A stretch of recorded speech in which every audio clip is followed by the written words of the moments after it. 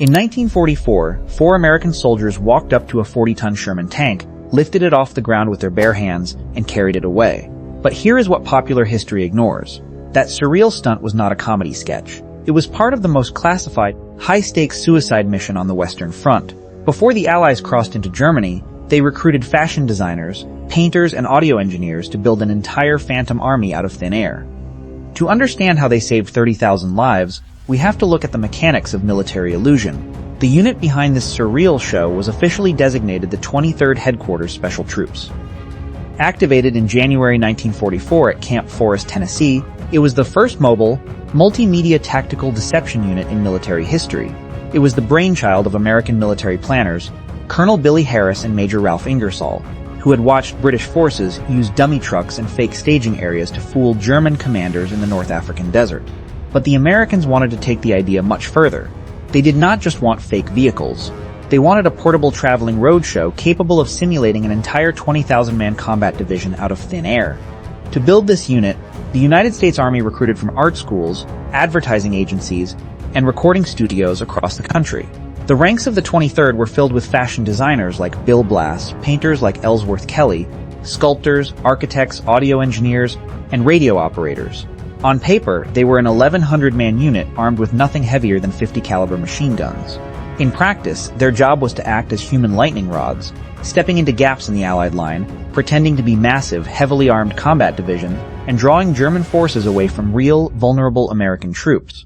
The most famous part of their arsenal was the inflatable equipment handled by the 603rd Engineer Camouflage Battalion. They carried rubber tanks, tank destroyers, jeeps, trucks, artillery pieces, and even fake airplanes. Packed into duffel bags, a dummy Sherman tank could be unrolled and inflated in about 20 minutes. But the artists in the 603rd knew a fundamental truth about military intelligence.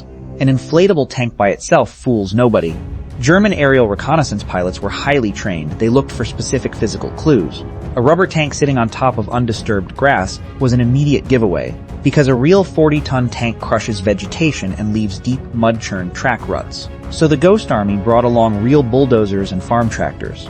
Before inflating their rubber armor, soldiers drove heavy machinery back and forth across the fields, plowing deep, realistic tread marks through the mud leading straight up to the rubber tracks. They added camouflage netting over the decoys, leaving just enough of the rubber hull exposed to make German photo analysts think an American crew was trying and failing to hide a real tank.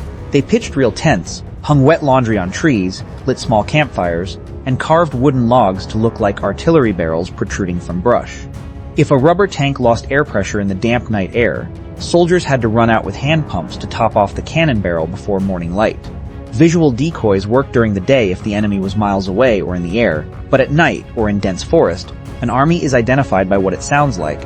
Enter the 3132nd Signal Service Company, the sonic deception branch of the Ghost Army. Before D-Day, sound engineers traveled to Fort Knox to record every imaginable sound a combat division could make. Working with Bell Labs, they used state-of-the-art magnetic wire recorders to capture the roar of heavy diesel tank engines, the metallic clatter of tank treads, infantry shouting orders, and the rhythmic pounding of engineers building pontoon bridges.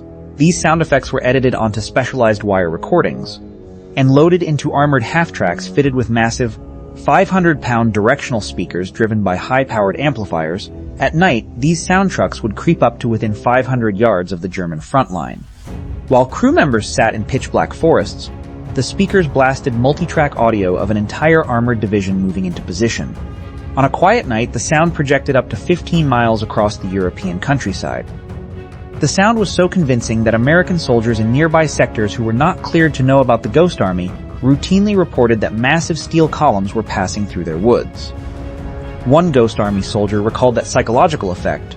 "My eyes were telling me nothing was there, but my ears were telling me 50 tanks were rolling right over my position." The third layer of the illusion was radio deception, managed by the 293rd Signal Company. German signals intelligence listened constantly to Allied radio frequencies, mapping out where divisions were located based on call signs, network structures, and radio traffic volume. If an American division suddenly went silent on the airwaves, German intelligence knew that unit was moving. To prevent this, whenever a real American division secretly pulled out of the front line to relocate, the 293rd moved into their old positions and took over their radio networks. This was not simple spoofing, it was an art form. Every radio telegrapher has a unique physical style of sending Morse code, a subtle rhythm of long and short taps known as their fist. German intercept operators knew the specific fists of American radio operators in every division. The radio operators of the Ghost Army spent days listening to real division telegraphers, studying their exact cadence, typing speed, and minor mistakes. When the real division packed up and left, the Ghost Army operators sat in the same mud holes and transmitted fake reports using the exact rhythm of the men who had just departed. To German intelligence listening in radio huts miles away, the division appeared to be sitting completely still. To pull all three layers together, the Ghost Army added a fourth, deeply personal element: special effects actors. When the unit moved into a French or Belgian town near the front, soldiers put on fake shoulder patches representing the divisions they were impersonating. Officers drove around in jeeps with fake division insignia painted on the bumpers, carrying phony generals wearing polished stars. They frequented local cafes and taverns, knowing that German spies or civilian informants were watching. Over glasses of wine, Ghost Army soldiers would accidentally spill secrets, complaining about heavy orders, mentioning that a massive armored offensive was scheduled for the next morning, or asking for directions to local roads capable of supporting heavy tanks. Then they would retreat into the woods, inflate hundreds of rubber vehicles, turn on the massive sound trucks, and wait. When the deception worked, the result was terrifying. German artillery batteries would unmask their positions and open fire on the Ghost Army's sector, raining high-explosive shells down onto rubber tanks and wooden artillery posts. While real American divisions slipped around the enemy's flank unmolested, the 1,100 men of the 23rd hunkered down in foxholes, praying their rubber decoys would absorb the steel storm they had spent all afternoon setting up. The Ghost Army performed 22 large-scale deceptions between Normandy and the end of the war, but their absolute masterpiece came in March 1945. Operation Viersen. The Allied armies were preparing for one of the final critical hurdles of the European war, crossing the Rhine River into the German heartland.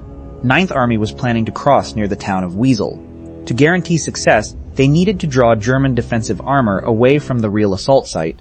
The Ghost Army was ordered to impersonate 2 full infantry divisions, the 30th and the 79th, a combined phantom force of 30,000 men. Setting up 10 miles south of the real crossing point, 1,100 men went to work. They deployed over 600 inflatable tanks, trucks, and artillery pieces.